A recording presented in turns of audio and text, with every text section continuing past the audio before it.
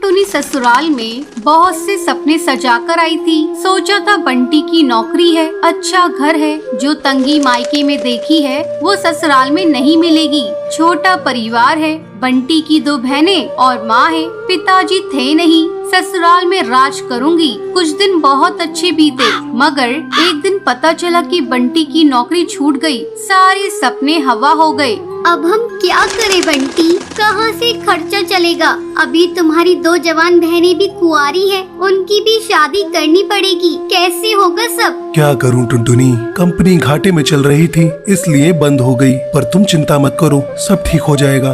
2 साल बीत गए मगर बंटी को कहीं काम नहीं मिला। जो जमा पूंजी थी उससे एक बहन की शादी कर दी। कुछ दिनों बाद टुनटुनी को एक बेटी हुई। टुनटुनी की चिंता और ज्यादा बढ़ने लगी। बंटी, अब हमारी बेटी हो गई है, अपनी इच्छाएं तो मैं मार भी लूं, पर बच्चे की जरूरतें वो तो पूरी करनी ही पड़ेगी ना। जानता हूँ, कोशिश कर तो रहा हूँ। और 1 साल बाद टुनटुनी ने एक और बेटी को जन्म दिया। बंटी की माँ बोली, बंटी, तेरी एक बहन की शादी तो हो गई, मगर बेटा अभी दूसरी भी है, उसका क्या होगा? माँ, ये घोंसला बेच देते हैं, कुछ दिन किराए पर रह लेंगे। मैं क्या करूँ, दिन रात कोशिश में लगा रहता हूँ, पर कहीं काम मिल ही नहीं रहा। बंटी, बहनों के लिए आप मकान बेच रहे हो, हमारी भी 2 बेटियां हो गई है, उनके लिए क्या बेचोगे? टुनटुनी, मैं पढ़ा लिखा हूँ, तुम क्या सोचती हो कि मैं अब ठेला लगाऊंगा? ये मुझसे नहीं होगा। टुनटुनी रोने लगी और बोली,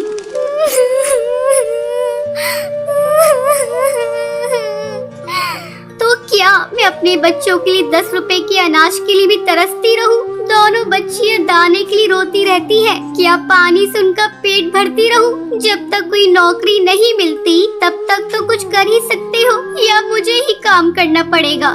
नहीं, हमारे घर की बहू बेटी बाहर काम नहीं करती। टुनटुनी बहुत दुखी रहने लगी। कुछ समय बाद घर बेचकर दूसरी बहन की शादी भी हो गई। अब तो रोज ही बंटी और टुनटुनी के बीच में लड़ाई रहने लगी। एक दिन बेरोजगारी से तंग आकर बंटी ने आत्महत्या कर ली। टुनटुनी के सारे सपने टूट गए।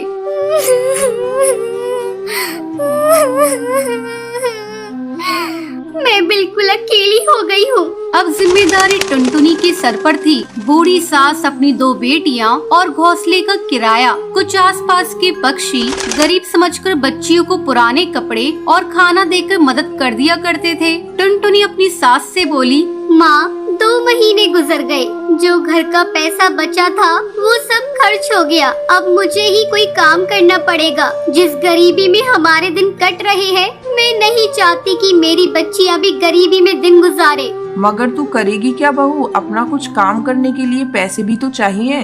कोई बात नहीं माँ, कोई तो मदद कर ही देगा। टुनटुनी ने सब रिश्तेदारों से मदद मांगी, पर किसी ने कोई मदद नहीं की।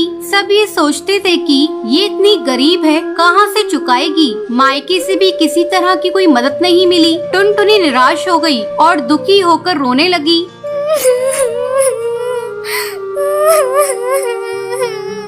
मैं अपने बच्चों को भूखा नहीं मरने दूंगी, कुछ ना कुछ करूंगी, पर इतने पैसों में क्या काम करूं? एक दिन उसे उसके ही जंगल का एक चिड़ा गोलू मिला। वो टुनटुनी की शादी से पहले टुनटुनी को बहुत पसंद करता था, लेकिन उससे कभी कुछ कह नहीं पाया था।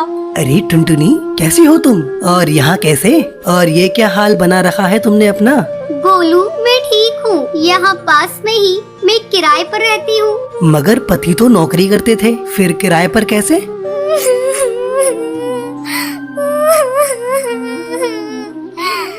मेरे पति नहीं है, नौकरी छूट गई, घर बिक गया, बहुत गरीबी में दिन गुजार रही हूँ, कोई काम भी नहीं कर पा रही हूँ। मेरे पास केवल 1000 रुपए है, उसमें मुझे घर का खर्चा भी चलाना है और किराया भी देना है। मेरी सास बुजुर्ग है और मेरी 2 बेटियाँ भी है, कोई सहारा नहीं है, सबने साथ छोड़ दिया। कैसे कर पाऊंगी इतने कम पैसों में कोई काम? इतनी चिंता मत करो टुनटुनी, तुम चलो मेरे साथ। गोलू उसे चूड़ियों की थोक रेट वाली दुकान पर ले गया। ये मेरी ही दुकान है टुनटुनी।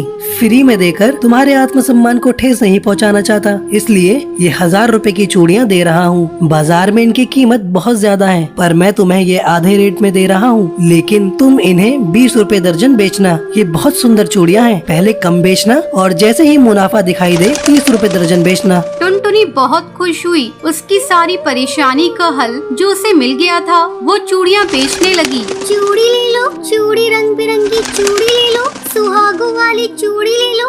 वो डाल डाल जाकर चूड़ियाँ बेचती और बीच बीच में आकर अपनी बेटियों को भी देख लेती। आसपास के पक्षी उसे गरीब समझकर मोल भाव भी नहीं करते। सबको उसकी चूड़ियाँ पसंद आने लगी और उसकी खूब बिक्री होने लगी। चूड़ियाँ तो टुनटुनी के पास ही सुंदर होती हैं, उसी से खरीदेंगे। तीज त्योहार पर और शादियों में चूड़ी पहनाने के लिए उसे ही बुलाया जाता था, जिसमें उसकी कमाई अच्छी हो जाती थी। इस तरह 1 साल गुजर गया। टुनटुनी के अच्छे दिन आने लगे। टुनटुनी गोलू से बोली, गोलू, तुम्हारा बहुत बहुत धन्यवाद। तुम्हारी वजह से मैं आज अपनी गृहस्थी चला रही हूँ, नहीं तो भूखे मरने की नौबत आ गई थी। ये तो तुम्हारी मेहनत है टुनटुनी, मैंने कुछ नहीं किया। जितनी मेहनत करोगी उतना ही अच्छा फल मिलेगा। इसलिए कहते हैं मेहनत करने वालों की कभी हार नहीं होती।